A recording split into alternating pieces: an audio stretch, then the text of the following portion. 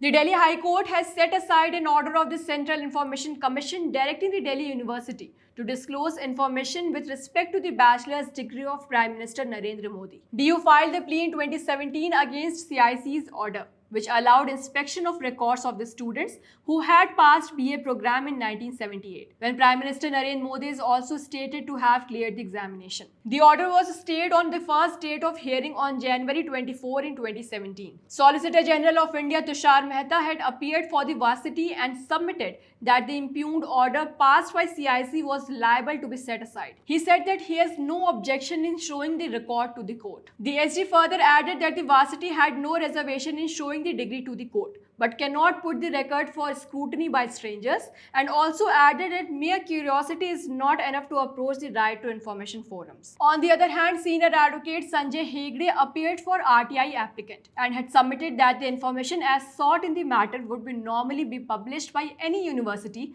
and used to be published on notice boards, varsity's website, and even newspapers. He has also opposed the submission made by the Solicitor General that the information of students was held by university in a fiduciary capacity and cannot be divulged to a stranger, as the same is exempted from disclosure in law.